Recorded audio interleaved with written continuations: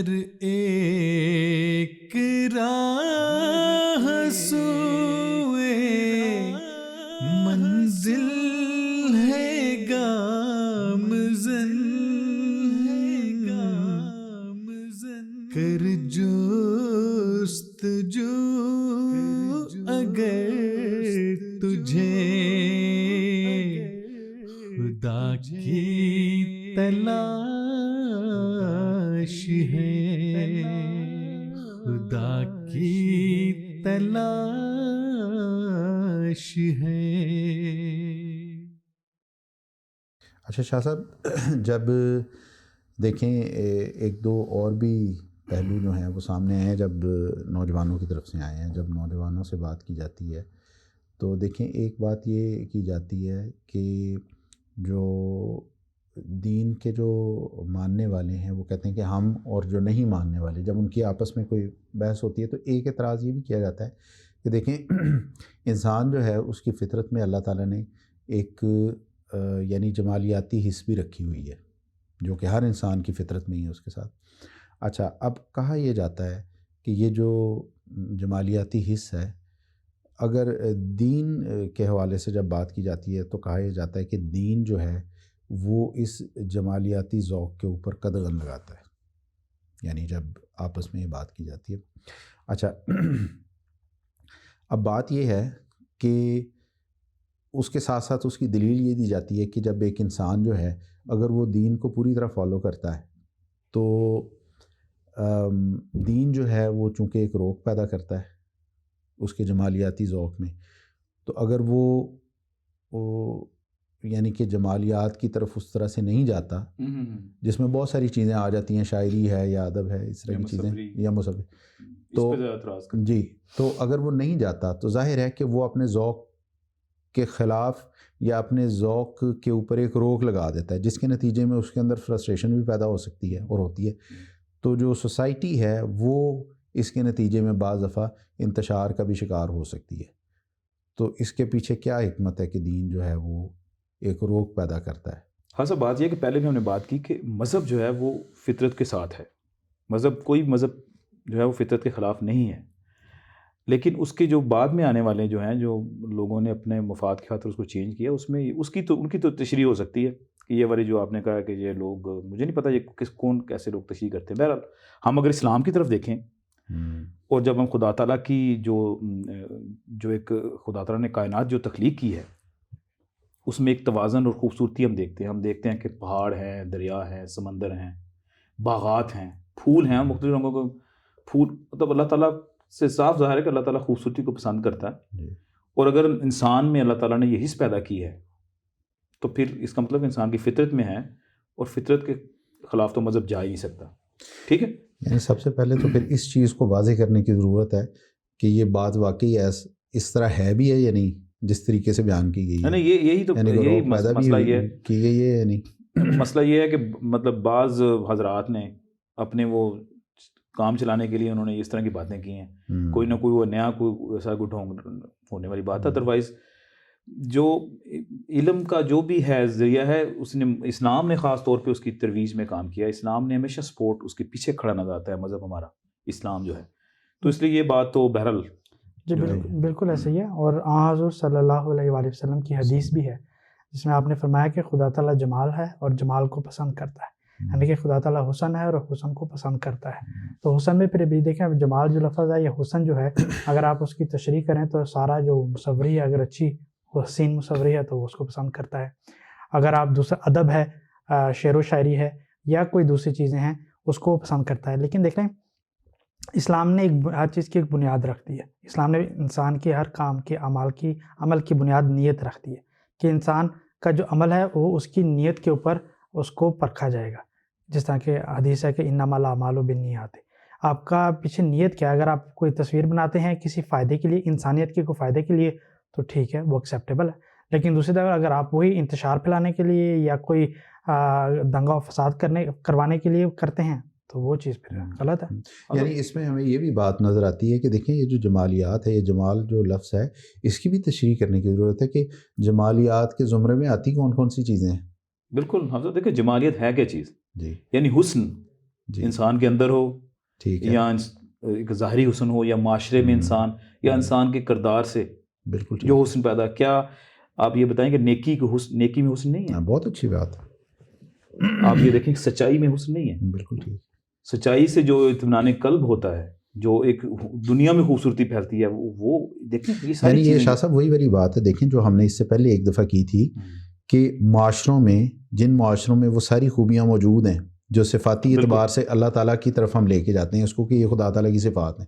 اچھا اگر کوئی نہیں بھی اس کو مانتا یعنی خدا تعالیٰ کی ذات کو نہیں بھی مانتا لیکن اگر وہ ان صفات کو اپنا لیتا ہے تو معاشرہ جو ہے اس کے نتیجے میں اس میں حسن پیدا ہو جاتا ہے. یعنی وہ تمام یہ سب جمالیات ہی ہوئی نا پھر تو کہ اگر ایک انسان جو ہے وہ تمام خوبصورت چیزیں جن سے ایک معاشرے میں امن یعنی کہ حسن پیدا ہوتا ہے اچھی چیزیں پیدا ہوتی ہیں. معاشرے کا امن ہے, اصل حسن ہے یہی جو اسلام اس کی تشریح کرتا ہے نا. یعنی جیسے آپ نے فرمایا بھی کہ جو چیز بھی جو ہے وہ معاشرے میں امن اور سکون پیدا کرتی ہے اور جو ہم پہلے بھی ذکر کر چکے ہیں خدمت خلق جو ہے جو خلق کو فائدہ دیتی ہے وہ چیز اسلام جو ہے اس کے پیچھے کھڑا ہے. جیسے مصوری کی اب دیکھیں انہوں نے بھی بات کی ہے, اب اس میں وہی بات ہے مصوری یا ایون یعنی جو تصویر ہے الیکٹرانک, اب تو جدید دور آ گیا ہے, دوسری تصویروں کی بات ہے, میڈیا کی بات آ گئی ہے اس میں. تو اب دیکھیں اگر سہولت کو دیکھا جائے تو یہ آج جو اب اس طرح ڈیجیٹل میڈیا آ گیا ہے اس کے تھرو بھی جاتی تو تصویر ہی ہے نا, تو اس میں وہی جو انہوں نے بات کی کہ دونوں طرح کے پہلو اس میں آ سکتے ہیں. دیکھ لیں اگر ہم مصوری کو لے لیں سب سے پہلے اگر ہم جو ہمارا موضوع ہے اس کو لیتے ہوئے سب سے پہلے اگر ہم مصوری کے موضوع کو لے لیں تو سب سے پہلے ہمیں تو یہ بات یاد رکھنی چاہیے کہ خدا تعالیٰ کی صفت ہے مصور. ٹھیک ہے, یہاں پھر بات ختم ہوگی کہ خدا تعالیٰ کی اپنی صفت ہے کہ مصور ہے وہ اس کے خلاف کیسے جا سکتا ہے. پہلی بات تو یہ ہے ٹھیک ہے نا. تو خدا تعالیٰ خود فرماتا ہے کہ وہ مصور ہے یعنی کہ تصویر بنانے والا, کہ انسان کی تصویر بناتا ہے, ہماری شکل ہے خدا تعالیٰ نے بنائی ہے. یعنی اگر تصویر بنانا یا تصویر کشی یا یہ چیز اتنی بری ہوتی تو خدا تعالیٰ کی صفت کیوں ہوتی؟ بالکل ایسا ہی ہے, بالکل ایسا ہی ہے. اور ایسے کرنا وہ اپنے لیے جائز قرار نہ دیتا تو پھر کیونکہ انسانیت کے لیے کیسے منع کر سکتا ہے. پھر دوسری بات یہ ہے کہ دیکھیں آیا اسلام میں اگر ہم دیکھیں کیا اسلام میں یہ چیز جائز نہیں یا یہ چیز استعمال نہیں کی گئی ہے یا نہیں کی گئی. مثال کے طور پر ہم اگر حضرت مسیح موعود علیہ السلام کو لیتے ہیں تو دیکھیں حضرت مسیح موعود علیہ السلام نے بھی اپنی تصویر کھنچوائی اور اس وقت لوگوں نے بہت اعتراض کیا. اس وقت کے ملاؤں نے بہت شور بپا کیا کہ یہ بڑے مسیح موعود بنتے پھرتے ہیں, ان کو تو خود نہیں پتہ کہ اسلام نے تو اس چیز کو سخت حرام قرار دیا ہے تصویر بنانا. لیکن حضرت مسیح موعود علیہ السلام نے اس کا جواب دیا. آپ نے فرمایا کہ اصل میں یہ چیز بالکل منع نہیں ہے, کیونکہ دیکھیں دنیا میں ایسے لوگ ہیں جنہوں نے مجھ سے ملاقات نہیں کی, جو دنیا کے دور دراز علاقوں میں رہتے ہیں, وہ میرے تک پہنچ ہی نہیں سکتے, لیکن ان کو خدا تعالیٰ نے ایسے یہ چیز عطا کی ہے, یہ حصہ علم عطا کیا ہے کہ وہ تصویر کو دیکھ کے پہچان جاتے ہیں کہ کیا یہ بندہ سچا ہے کہ نہیں. چنانچہ ایسے واقعات ہوئے اور اب بھی ہوتے ہیں کہ لوگ اب اسلام کی آپ ہسٹری دیکھ لیں کہ ابھی بھی آپ کو پرانے جو آپ مساجد میں چلے جائیں, جو پرانی جو بھی اسلامی عمارات ہیں پرانی بہت, اس میں آپ کو نقش نگاری اور دیکھیں جو قرآنی آیات کو اتنی خوبصورتی سے وہ لکھتے تھے مسلمان. بالکل ٹھیک ہے, یعنی اس کو تو کہا ہی جاتا ہے مسلم فن خطاطی, جو نقش نگاری تھی اور وہ تصویریں بناتے تھے مختلف قسم کی اور پھر اس کو وہ مختلف رنگوں سے سجاتے تھے, وہ مسلمانوں کو خاصہ تھیں. اور آپ کو ابھی بھی یہ مغلیہ اور دوسرے جو ایرانی اور یہ جو پرانے جو آپ کو گزرے ہیں لوگ یہاں سے جو خاص طور پہ برصغیر پاک و ہند میں آپ دیکھ لیں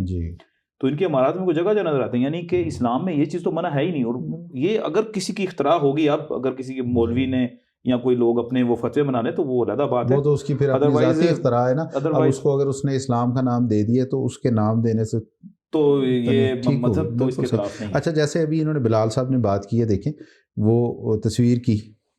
کہ حضرت مسیح علیہ السلام پہ بھی اعتراض کیا گیا کہ آپ کی دیکھیں, آپ اگر اس کی تحقیق کر کے تھوڑا سا دیکھیں یہ جو سب سے زیادہ اعتراض جن کی طرف سے ہوا تھا نا ملاؤں کی طرف سے, آج اگر ہم دیکھیں تو سب سے زیادہ انہی کے پیروکار ہیں جو سب سے زیادہ ٹی وی پہ آ رہے ہیں یا سوشل میڈیا پہ ان کے اپنے چینل ہیں اور ذاتی چینل انہوں نے اپنے بنائے. بالکل صحیح بات ہے. تو مطلب یہ تو صرف اپنے مفاد کے لیے بعض لوگ استعمال کرتے ہیں. اور پھر دیکھیں انسانی جو تخلیق ہے وہ بھی ہمیں اس اعتراض کے خلاف جاتے ہوئے نظر آتی ہے. مثال کے طور پر انسانی آنکھ ہے. اب انسانی آنکھ بھی دیکھیں جب ہمیں نظر آ رہا ہے وہ کیا ہے, وہ ہماری آنکھ جو ہے وہ تصویر کھینچتی ہے اور وہ تصویر پھر ہمارے پیچھے دماغ تک پہنچاتی ہے، ہمارا دماغ اس کو ڈیکوڈ کرتا ہے اور پھر ہمیں سمجھ آتا ہے کہ اچھا مجھے یہ نظر آ رہا ہے. بالکل صحیح، اور سائنس نے ثابت کیا اس بات کو. جی. اور آپ سب یعنی یہ بات کیا مزے ہے؟ کی بات یہ ہے کہ یہ جو آنکھ کی ساخت ہے نا، جو یہ سب سے پہلے مسلمان سائنسدان تھے ابن الحشیم، ہاں بالکل ٹھیک ہے. انہوں نے یہ اس کی جو انسانی آنکھ کی ساخت ساری ہے انہوں نے بیان کی پہلی دفعہ. یہ بہت مطلب میرا خیال ہے یہ اس وقت کی دیکھیں شاہ صاحب، اگر ہسٹری میں جا کے دیکھیں جب یہ ملائیت کا زور اتنا نہیں ہوا تھا نا کہ ذہنوں کو یعنی کہ بالکل بالکل نشو نما ہی نہ تاکہ پاس ہے، یہ اس سے پہلے کا دور اگر آپ دیکھیں تو آپ دیکھیں گے ایک ابن الحشم ہی نہیں، بہت سارے وہ ساری بلکہ وہ سائنسدان ہی تب کے سارے مسلمان ہی نظر آتے ہیں. بالکل آپ دیکھ لیں وہ پورے کتنے بڑے بڑے نام بھی ہے، یہ آپ کو اور ہر نظر آتے ہیں ان کے نام، یعنی سائنس میں بھی اور دوسرے شعبہ ہے علوم یعنی آرٹس میں بھی بہت بڑے بڑے نام نظر آتے ہیں. بہت بڑے نام نظر آتے ہیں. صحیح بات. اس لیے یہ بات کرنا کہ جی اسلام میں یہ حرام ہے، یہ مطلب تحقیق کے بغیر لوگ اگر دیکھیں جیسے ابھی مصوری کی تو بات کر لی چلیں، اب اسی طرح جیسے ہم نے بات کی ہے ابھی فنون لطیفہ کی یہ ساری شاخیں ہیں، اب اس میں دیکھیں ایک اور چیز ہے ادب یا شاعری خاص طور پہ، اس کے اوپر بھی بعض دفعہ کافی اعتراض کیا جاتا ہے کہ شاعری جو ہے اس کی، اور بعض اوقات تو ہم نے دیکھا قرآن کریم کے بھی حوالے دیے جاتے ہیں کہ قرآن کریم میں بھی اس کو ڈسکریج کیا گیا ہے. آپ کی جو بات کر رہے ہیں بالکل درست کر رہے ہیں. اصل میں قرآن کریم کی جو 26ویں صورت ہے اس میں آیت نمبر 226 اور 27 میں خدا تعالیٰ شعراء کا ذکر کرتے ہوئے فرماتا ہے کہ شعراء ایسے ہیں کہ ہر طرف بھٹکتے پھرتے ہیں، ہر وادی میں سرگرداں پھرتے ہیں. لیکن آگے صفت بیان فرما دی، وہ اس سے کیا مراد ہے؟ مراد یہ ہے کہ خدا تعالیٰ اگلی آیت میں بیان فرماتا ہے اور یقیناً وہ جو کہتے ہیں وہ کرتے نہیں. مطلب جو اپنے جو شعر و شاعری میں جو کہتے پھرتے ہیں لمبی لمبی جو جیسے ہم کہتے ہیں، بالکل ان کی قول و فعل میں تضاد ہے. اور قرآن کریم اسلام اس چیز کو سخت ناپسند کرتا ہے کہ اسلام وہ نہ کرے، انسان وہ نہ کرے جو وہ کہتا ہے، کیونکہ خدا تعالیٰ قرآن کریم میں صاف صاف فرماتا ہے لما تقولون ما لا تفعلون، تم وہ کیوں کہتے ہو جو کرتے نہیں. اور پھر آگے فرمایا کہ اس کی بہت سخت بڑی سزا ہے. تو اس لیے اسلام نے یا قرآن کریم نے شعراء کو جو کہا ہے برا کہا ہے اس وجہ سے کہا ہے. یعنی اس قسم کے شعراء جو ہیں، اس قسم کے شعراء کو جس میں وہ ایسی لمبی لمبی چھوڑیں جس میں وہ نہ وہ کر سکتے ہیں، عمل نہیں کر سکتے، عمل نہیں ہوتا اس کے اوپر، صرف اپنی جو لفاظی ہے، اپنی جو بیان ہے اس کو صرف بڑھا چڑھا کر بیان کرنے کے لیے بات پیش کر دینا، اس کو منع کیا. اچھا یہ جو انہوں نے ابھی بات جب ہوتی ہے نا اس میں شاعری میں، تو وہ میرے خیال میں اسلام اصل میں شاہ سے یہ جو انہوں نے دیکھیں اب بات کی ہے نا، ان کی بات سے مجھے یاد آیا کہ اب دیکھیں یہ بات تو قرآن کریم کی، انہوں نے تو قرآن کریم کا حوالہ دیا نا بلال صاحب نے، قرآن کے جو تم وہ ہیں کہ جو بات تو کرتے ہیں مگر خود اس پہ کوئی عمل نہیں کرتے. ٹھیک ہو گیا. اچھا اگر آپ بڑے شعراء دیکھیں نا جتنے بھی ابھی تک گزرے ہیں، اگر ہم شاعری کی بات کریں، خواہ وہ فارسی شاعری ہو کیونکہ وہ بھی ایک بہت بڑا خطہ خاص طور پہ، بلکہ ابتدائی جو ہے غزل کی جو کہتے ہیں ابتدا جو ہے وہ ایران سے ہی ہوئی ہے. بالکل ٹھیک ہے. اچھا چلیں بر صغیر کی ہم لوگ بات کرتے ہیں. جو بڑے شعراء آئے ہیں نا، اگر ہم ان کو آپ دیکھیں نا کبھی جب ان سے گفتگو کی جائے گی نا تو وہ بات کیا کرتے ہیں، جو بڑے شعراء ہیں جو میں کہتا ہوں کہ صدی میں جو 2-3 پیدا ہوتے ہیں، 3-4 شعراء اگر آپ ایک صدی کے حوالے سے ان کی بات کریں، وہ یہ کہتے ہیں، یہی بات وہ کرتے ہیں. حالانکہ ان میں سے اکثریت وہ ہیں جو شاید خدا تعالیٰ کی ذات سے انکار ہی کرتے ہیں، مگر وہ کہتے کیا ہیں؟ وہ کہتے ہیں کہ دیکھو اگر تم کوئی بھی شخص جو شعر کہتا ہے نا، اس کا پہلا بنیادی فرض یہ ہے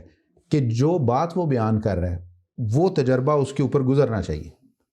یعنی یہ نہ ہو کہ شاعر بات تو کوئی اور کر رہا ہے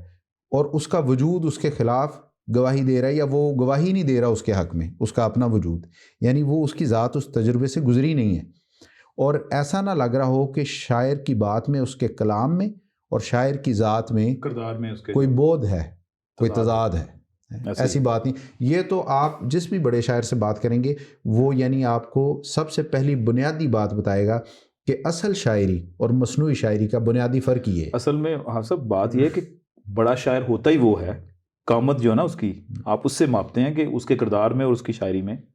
بالکل صحیح. یعنی یہ دیکھیں کہ یہ بات اب قرآن کریم نے یا مذہب نے کتنی دیر پہلے بات کی ہے. یہ والی مطلب صاحب ذکر کر رہے تھے وہ حضرت حسان بن ثابت کا جو آپ کہہ رہے تھے اس کا. جی دوسری طرف پھر ایک اور بات جو یہ کہ اسلام جو شاعری کو ہے وہ منع نہیں کرتا. اس بات سے بھی ہمیں ثابت ہوتا ہے کہ خود حضور صلی اللہ علیہ وآلہ وسلم بعض شعر کہا کرتے تھے اور آپ کو بعض شعر بہت پسند تھے اور آپ نے ان کو یاد کیا ہوا تھا. اور بلکہ حضور صلی اللہ علیہ وسلم کا ایک قول بھی ہمیں ملتا ہے کہ آپ نے فرمایا کہ بعض شعر تو جو ہیں وہ بڑے پرحکمت ہوتے ہیں اور بعض تقریریں پر جادو ہوتی ہیں. تو اگر لیکن آپ نے یہ نہیں فرمایا کہ نہیں سننا ہی نہیں چاہیے، بلکہ آپ نے صرف ان کی تعریف کی. پھر آپ کے جو ہم کہتے ہیں جو شاعر رسول ہیں حضرت حسان بن ثابت، وہ حضور صلی اللہ علیہ وآلہ وسلم کے بارے میں اور مسلمانوں کے بارے میں شعر کہا کرتے تھے، کیونکہ آپ کو پتہ ہی ہے اس دور میں ایسا تھا کہ ہر قبیلے کا اپنا ایک شاعر ہوتا تھا اور وہ قبیلے کو اپنے اشعار کے ذریعہ جنگ پر ابھار لیتا تھا یا پھر ان کو ٹھنڈا کر لیتا تھا. تو اس طرح پھر حضرت دیکھیں نا کتنا بڑا فن ہے یہ، کتنا بڑا. اور پھر اس لیے حضرت حسان بن ثابت جو شاعر رسول تھے وہ اس چیز میں بھی کام آتے تھے کہ وہ بعض اوقات اپنے اشعار کے ذریعے سے کوئی جنگ کا جو ماحول پیدا ہو گیا ہوتا تھا اس کو ٹھنڈا کرنے کے لیے کام آتے تھے. بالکل ٹھیک ہے. تو مطلب جدھر فائدہ تھا اس کو فائدے کے لیے استعمال کیا گیا، کہیں جنگ پہ ابھارنے کے لیے بلکہ اس کو استعمال نہیں کیا گیا. ٹھیک ہے. بڑی ایک ایسا اسلوب ہے، ایک ایسا ایک طریقہ ہے شاعری، ایک بات کا ایک ایسا اسلوب ہے کہ سے آپ ایک بہت بڑی بات کو ایک چھوٹے سے ایک مصرے میں آپ بیان کر دیتے ہیں. بالکل صحیح بات. اور خدا تعالیٰ اس چیز کو پسند، قرآن کریم کا آپ دیکھیں کس طرح کا اللہ تعالیٰ نے نازل کیا اور اس کی کتنی خوبصورتی سے بات. اچھا، اور دیکھیں یہ بھی ہمیں پتہ چلتا ہے شاہ صاحب کہ اب کسی بھی چیز کا جو استعمال ہے نا وہ یعنی کہ اصل وہ میٹر کرتا ہے کہ آپ اس کا استعمال کس طرح کرتے ہیں. مطلب شعر کا اگر آپ برا استعمال کریں گے، آپ اس میں یعنی اس طرح کی باتیں کہیں گے کہ جو نامناسب ہیں، جو برائی کی طرف ابھارتی ہیں، تو ظاہر ہے کہ وہ بری چیز بن جائے گی. اور اسی میں اگر اچھی باتیں جیسے کہ ابھی انہوں نے مثال بھی دی ہے، تو اگر آپ اس میں وہ یعنی جوڑنے والی بات کریں گے، لوگوں کو ان کے جذبات جو ہیں وہ تعمیری کام کی طرف ابھارنے کی بات کریں گے، کتنی اچھی بات ہے. بالکل ایسے ہی ہے. اور برِ صغیر پاک و ہند میں خاص طور پہ میں کہنا چاہتا ہوں کہ کیونکہ یہاں پہ لوگ جو زیادہ اس میں تھے، اس چیز کو پسند کرتے تھے، صوفیزم. اب دیکھیں جب یہاں پہ اسلام کی ترویج ہوئی تو اس میں اس شعراء نے، ایسے شعراء جو تزکیہ نفس کی بات کرتے تھے اپنی شاعری میں، بات ہے، بہت بڑا کردار کیا انہوں نے، اور اپنی شاعری سے انہوں نے لوگوں کو اسلام کی طرف متوجہ کیا. اور لوگوں نے اسلام کے آغاز کی اگر ہسٹری اس خطے میں ہم لوگ دیکھیں ساتھ، تو اس میں جو صوفیاں ہیں اور جو صوفی شاعری ہے ہمارے اس خطے میں تو بہت زیادہ ہی ہے، بہت زیادہ ہے. تو اس لیے یہ جو ہے ایک ایسا، جیسے حضرت مسلم علیہ السلام نے فرمایا نا کہ کچھ اپنا شعر و شاعری سے نہیں تعلق، اس ڈھب سے کوئی سمجھے بس مدعا. اصل میں بات وہی نیتوں پہ آ جاتی ہے کہ آپ کی نیت کیا ہے، آپ کہنا کیا چاہتے ہیں، کہ آپ معاشرے میں بگاڑ پیدا کرنا چاہتے ہیں یا معاشرے کچھ دینا چاہتے ہیں، کچھ علم. اور علم میں جو ادب میں اگر آپ ادب کی بات کرتے ہیں تو پھر شاعری جو ہے، بلکہ خلیفہ ثانی نے فرمایا تھا کہ شعر گوئی جو ہے وہ کسی قوم کی میں زندگی کی علامت ہے. اس کی زندگی کی حرارت جو ہے وہ شعر گوئی میں ہوتی ہے. تو آپ نے کہا کہ آپ شعر، میں کہتا ہوں کہ میری جماعت جو ہے اس میں شعراء پیدا ہوں اور وہ شعر کہیں. تو یہ چیز جو ہے کوئی بھی، اور جو مذہب ہے وہ ہمیشہ ایسی بات کی ترویج کرتا ہے جس میں علم کو بڑھانے کی بات ہو. بالکل صحیح بات ہے. ٹھیک ہے، وہی بات ہوئی نا کہ یہ ایک ٹول ہے. اب اگر اس کا برا استعمال ہوگا تو مذہب نے تو اس کے برے استعمال سے اس کو روکا ہے نا. یہ بھی کہہ دیا نا کہ حیا ایمان کا حصہ ہے. حیا جو ہے اگر آپ بے حیائی کی باتیں اس میں کریں گے تو وہ بالکل صحیح بات ہے، بالکل ٹھیک بات. جس طرح وہ آپ ذکر کر رہے تھے کہ وہ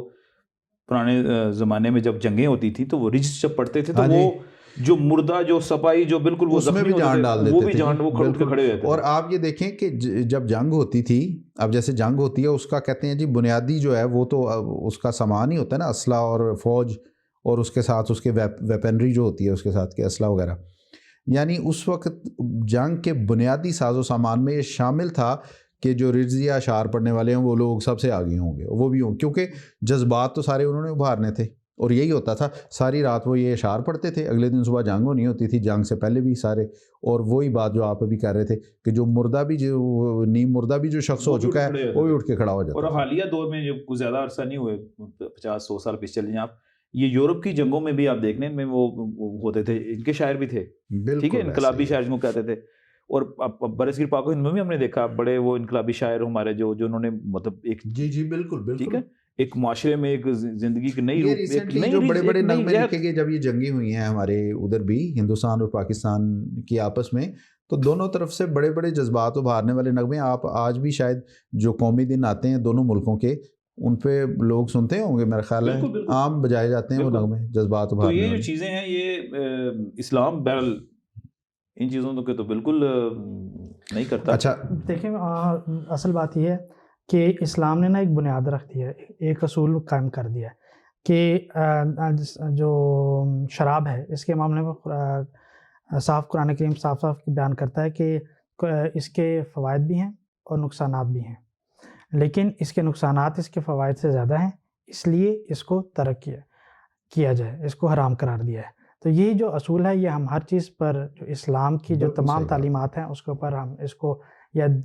دنیا میں بھی ہمیں جو چیز نظر آتی ہے ہم اس کے اوپر اس کو لاگو کر کے دیکھ سکتے ہیں کہ آیا اس کے فوائد زیادہ ہیں یا نقصانات زیادہ ہیں۔ اگر تو اس کے نقصانات زیادہ ہوں تو پھر اس کو ترک کر دینا چاہیے، اور اگر اس کے فوائد زیادہ ہوں تو پھر اس کو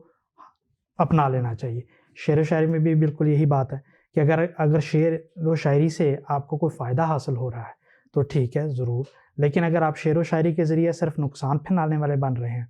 اگر جس طرح ہم جنگوں کی بات آپ کر رہے ہیں اور نقصان کرنے والے بن رہے ہیں تو پھر اس کا آپ کو اس سے منع کرنا چاہیے۔ دیکھیں اگر آپ کا کلیہ ہے زندگی میں ہر شعبے کے حوالے سے، یہ تو پھر ایک کلیہ ہوا۔ آپ ایون چھوٹا سا کوئی انسان نے کاروبار بھی کرنا ہو نا تو اس میں بھی وہ دیکھتا ہے کہ اس میں فائدے کا پرسنٹیج زیادہ ہے یا نقصان کی، اور پھر اس کے بعد ایک بات کرتا ہے۔ ایک بات ہے کہ دیکھیں اگر آپ کا محبوب جو ہے وہ خدا کی ذات ہے، یا اس کا کوئی نبی یا کوئی اس کے آپ خدا کا پیارا ہے، یا کوئی اگر انسان سے بھی انسان کو کوئی شاعر اپنی محبت کا اظہار کر رہا ہے اس کو اپنی شعر میں، تو وہ تو کوئی ایسی کوئی بری بات نہیں ہے، وہ تو معاشرے میں بگاڑ پیدا نہیں کرے گی۔ اگر ایک شاعر جو خواجہ میر در صاحب کہتے ہیں کہ دردامنی پہ شیخ ہمارے نہ جائیو، دامن نچوڑ دیں تو فرشتے وضو کریں، تو یعنی اگر ایک ایسا شاعر ہے جو خدا تعالیٰ کی رکت میں، خدا تعالیٰ کی محبت میں، وہ اتنا کہ اس کی وہ آنسو جو ہے وہ کہتا ہے وہ اتنی وہ دیدہ دلیر سے کہہ رہا ہے، تو اس کا مطلب یہ ہے کہ اس طرح کی شاعری تو پھر ایمان کو مضبوط کرنے کے لیے ہوتی ہے، بجائے یہ کہ اس کو خراب کرے۔ اس لیے یہ چیزیں جو اسلام میں اچھا اسی طرح آپ دیکھیں اگلا پہلو جو ہے اسی کا، وہ اس میں ایک موسیقی بھی آ جاتی ہے، یعنی تو میرا خیال ہے اس کا بھی شاید یہی اگر ہم دیکھیں تو موسیقی بھی دیکھیں، اب موسیقی بھی ایسی وہی بات ہے کہ ایک خدا تعالیٰ کی ایک پیدا کردی چیز ہے۔ قرآن کریم میں خدا تعالیٰ قرآن کریم کے متعلق فرماتا ہے کہ اس کو خوش الہانی سے پڑھو، ٹھیک ہے نا۔ قرآن کریم کے بارے میں خدا تعالیٰ فرماتا ہے، حضور صلی اللہ علیہ وآلہ وسلم کے بارے میں ہمیں ملتا ہے کہ آپ کے ایک صحابی تھے جن کو خدا تعالیٰ نے بہت خوبصورت آواز عطا کی ہوئی تھی، آپ ان کو فرمایا کرتے تھے کہ آؤ مجھے قرآن کریم سناؤ، بیٹھ کر قرآن کریم سناؤ، اور وہ پھر آپ کو تلاوت قرآن کریم سنایا کرتے اور آپ سنتے جب تک آپ کا دل چاہتا ہے۔ تو اس سے پتہ لگتا ہے کہ جو خوش الہانی سے کسی چیز کو پڑھنا منع نہیں ہے، ہاں اس کا پھر وہی بات، اس کا جو غلط استعمال ہے، اس کو غلط طرف لے جانا ہے، وہ پھر اس کو غلط بنا دیتا ہے۔ آج دیکھنے بعض میڈیکل طور پر بعض جگہوں پہ موسیقی کے ذریعہ بعض جو بیماریاں ہیں ان کا علاج کیا جاتا ہے، ٹھیک ہے، ان کا اگر آپ علاج کریں تو ضرور اس کے تو، اور اس کے ذریعے سے اگر آپ کے روح کو تسکین ملتی ہے تو بالکل ٹھیک ہے ضرور، لیکن اس کے علاوہ ہم آج کل دیکھ لیں اگر 90% اس کے علاوہ جو موسیقی ہے وہ کسی کی بھی روح کو تسکین پہنچانے والی نہیں ہے، ٹھیک ہے۔ ہو سکتا ہے اس کی اپنی روح کو تسکین میں نہیں اس کو بھی نہیں پہنچا رہی ہوگی، لیکن وہ معاشرے میں ضرور جب وہ ڈول ڈپا جو ہوتا ہے وہ خراب کرتا ہے۔ مطلب وہ اچھا یہ بات ایک صاحب دیکھیں صاحب کہ انسان کی فطرت میں جو ہے وہ اگر خدا تعالیٰ نے حص پیدا کی ہے کہ اس کو موسیقی اچھی لگتی ہے تو، یا اس کو کوئی ساز اچھے لگتے ہیں کوئی ایسی، تو اس میں تو کوئی میرے خیال میں یہ انسان کی فطرت میں اگر ہے تو مذہب کے خلاف تو، مذہب تو ہے ہی انسانی فطرت۔ جس طرح کیا نا دیکھیں حضور صلی اللہ علیہ وسلم سنا کرتے تھے، تلاوت قرآن کریم بٹھا کے ان کو فرماتے تھے کہ سنائیں، تو اس میں بری بات نہیں ہے، لیکن پھر وہی بات ہے اس کا غلط استعمال برا ہے۔ غلط استعمال یہی ہے کہ آپ دیکھیں شاعری اور میوزک کا دیکھیں یہ چولی دامن کا ساتھ ہے، اگر آپ ایک مطلب بری شاعری اس میں کوئی ایسی کوئی چیز استعمال جو حیا جو اس کی بے حیائی کی طرف لے کر جانے والی اقدار کے خلاف ہے، جو معاشرے میں بری چیزیں پھیلانے والی، تو وہ تو بےظاہری بات ہے۔ یعنی بات یہ ہے، ایک تو یہ بھی بات شاہ صاحب پھر پتہ تو ہمیں یہ، یعنی اس کا نتیجہ یہ نکلتا ہے کہ جو شکل پیش کی جاتی ہے مذہب کی، ہمیں جو شخص بھی اس کو دیکھے اس کو سب سے پہلے یہ دیکھنا پڑے گا کہ مذہب کی جو یہ شکل پیش کی جا رہی ہے یہ واقعی مذہب کی اصل شکل ہے، یا یہ واقعی مذہب کی تعلیم ہے بھی ہے یا نہیں، اور تحقیق اس کے لیے اس کو خود کرنی پڑے گی۔ بالکل ایسے ہی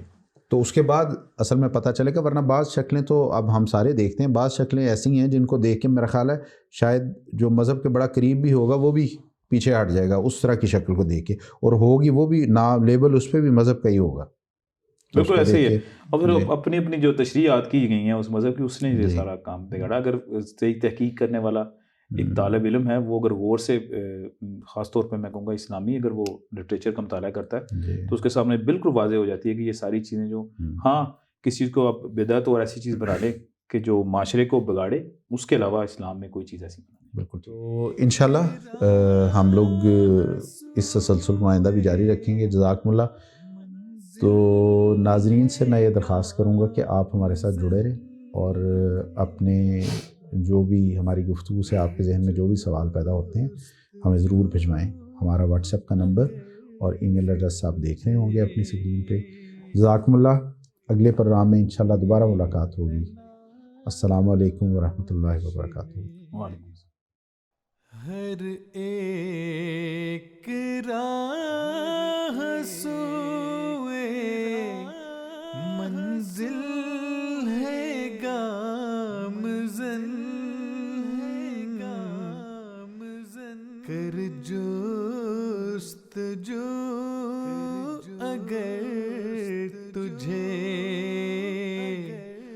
خدا کی تلاش ہے، خدا کی تلاش ہے۔